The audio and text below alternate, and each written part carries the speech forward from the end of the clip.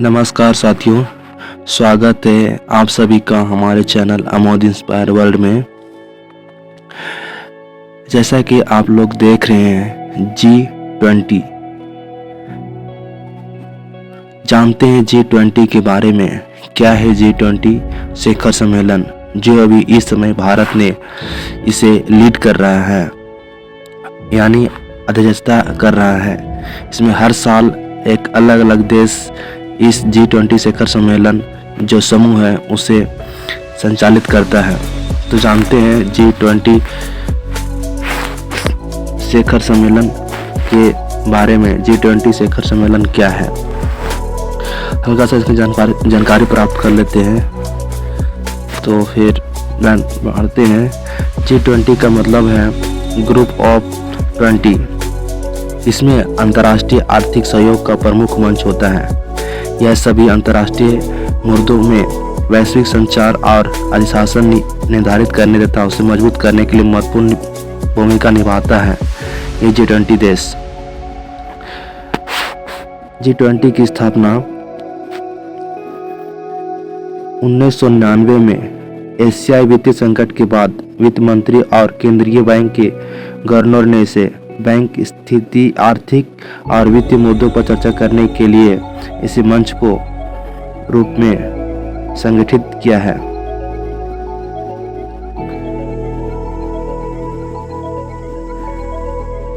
जिसमें G20 के सदस्य हैं लगभग 20 देश शामिल हैं। आपको बता दूं उन सभी देशों के नाम। पहला है अर्जेंटीना, ऑस्ट्रेलिया, ब्राज़ील, कनाडा, चीन, France, Germany, Bharat, Indonesia, Italy, Japan, Korea गणराज्य, मैक्सिको, रूस, सऊदी अरब, दक्षिण अफ्रीका, तुर्की, यूनाइटेड किंगडम और संयुक्त राज्य अमेरिका, यूरोप संघ शामिल हैं। G20 सदस्य देशों में वैश्विक सकल घरेलू उत्पादन का लगभग 85%, वैश्विक व्यापार का 75 से अधिक, विश्व की लगभग 2/3 आबादी इसमें शामिल है।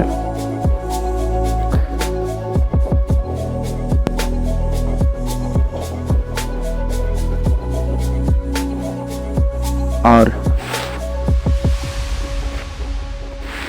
G20 सम्मेलन की कार्यशैली क्या होती है। 2022 में इंडोनेशिया ने अध्यक्षता की थी। उसके बाद 2023 में इस वर्ष भारत ने कमान संभाली। उसके बाद 2024 में यानी अगले साल ब्राज़ील ने कमान संभालेंगे। इस तरह अलग अलग देश हर साल अध्यक्षता करते हैं। G20 एजेंडा के संचालन किया जाता है, शिखर सम्मेलन में आयोजित किया जाता है। इसमें 2 समांतर ट्रैक होते हैं, वित्त ट्रैक, शेरपा ट्रैक। वित्त मंत्री और सेंट्रल बैंक के गवर्नर वित्त ट्रैक के नेतृत्व करते हैं।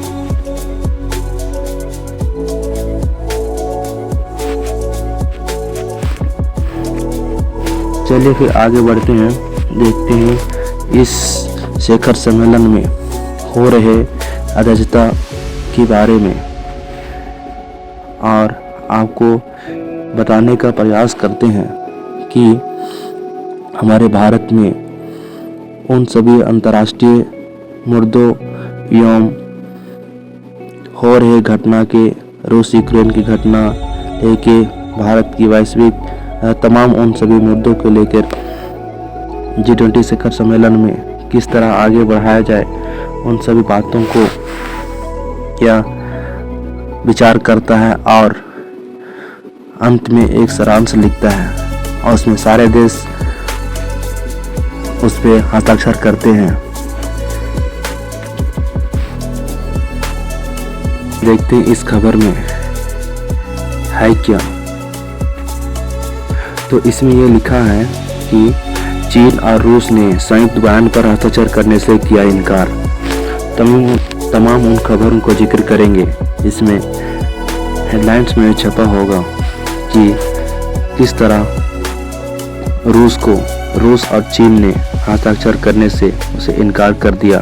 संयुक्त समझौता में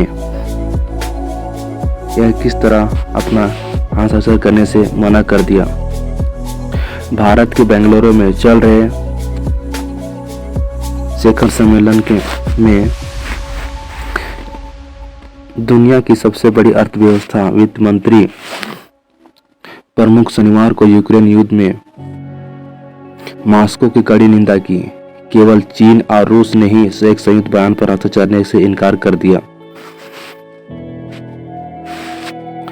भारत, जो ग्रुप ऑफ 20 के अध्यक्षता अर्थव्यवस्था के रूप में बेंगलुरु शहर में एक बैठक की मेजबानी कर रहा था, युद्ध के मुद्दे के लिए अचानक अनिच्छुक था, लेकिन पश्चिमी देशों ने जोर देकर कहा कि वे किसी परिणाम के समर्थक नहीं कर सकते जिसमें निंदा शामिल है। G20 सदस्यों के बीच सहमति की कमी के मतलब था कि ये भारत ने अध्यक्षता सारांश के परिणाम जारी रखने का सहारा लिया, जिसमें उन्हीं दो किन्हीं बातों पर असहमति का उल्लेख किया गया। अधिकांश सदस्यों ने यूक्रेन की युद्ध की कड़ी निंदा की और जोर देकर कहा कि यह भारी मानवीय पीड़ा पैदा कर रहा है और यूक्रेन के वैश्विक अर्थव्यवस्था मजबूत कमजोरियों को बढ़ा रहा है। आपूर्ति श्रृंखलाओं में व्यवधान और वित्तीय स्थिति के लिए जोखिम का निरंतर ऊर्जा पैदा और खाद्य सुरक्षा का हवाला देते हुए कहा।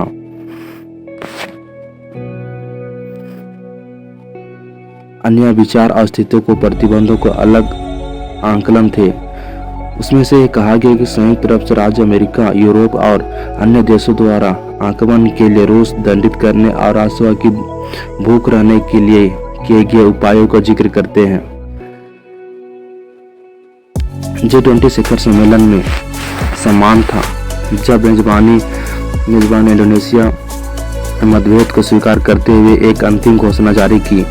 आर्थिक संकटों को निपटने के लिए 2 दशकों में संगठित G20 बैठक में अंत में एक अधिकारियों द्वारा विक्षिप्त जारी करने के लिए आवश्यक सहमति तक पहुंचने के लिए तेज से संघर्ष कर रहे थे, लेकिन ऐसा नहीं हो सका। भारतीय वित्त मंत्री निर्मला सीतारमण ने कहा कि हालांकि ऐसा नहीं था जिसे हम एक विक्षिप्त कहें, लेकिन केवल एक परिणाम बयान था। हम अभी भी सोचते हैं कि हमने सभी मंत्रियों को शामिल करने में कुछ प्रगति की है। जर्मनी वित्त मंत्री क्रिस्टियन लिंडर ने कहा, घोषणा में शामिल होने से चीन का इनकार असंतोषजनक था। अमेरिका ट्रेजरी सचिव जेनेट येलेन ने पहले ही रायर को बताया कि रूस की निंदा करने के लिए किसी भी बयान के लिए बिल्कुल आवश्यक था। 2 प्रतिनिधि टायर्स को बताया कि रूस और चीन नहीं चाहते कि G20 मंच पर इस्तेमाल राजनीतिक मामलों पर चर्चा किया जाए।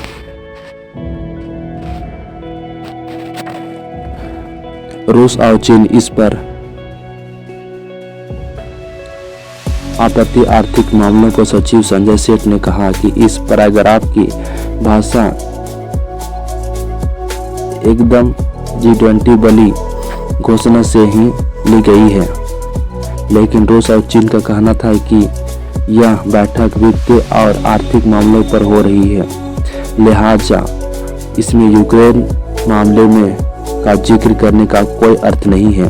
हालांकि बैठक के बाद जारी सारांश में कहा गया है कि G20 सदस्यों ने यूक्रेन युद्ध को लेकर अपनी राष्ट्रीय स्थितियों को ही दोहराया है।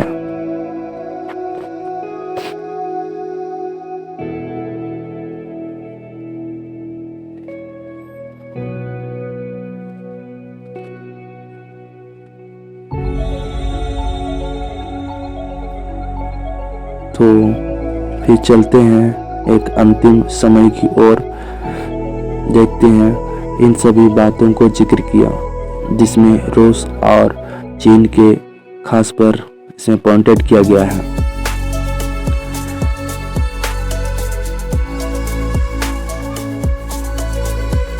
अगर हमारे वीडियो में नए हैं, मैं कोशिश करता हूँ कि इस वीडियो को ज़्यादा से ज़्यादा सरल बनाने की, लेकिन थोड़ी नया होने के कारण थोड़ा सा बोलने में हिचकिचाहट होती है।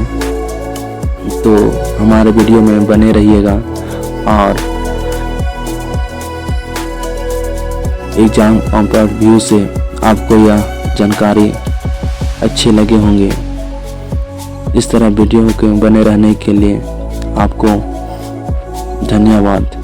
जय हिंद, वंदे मातरम।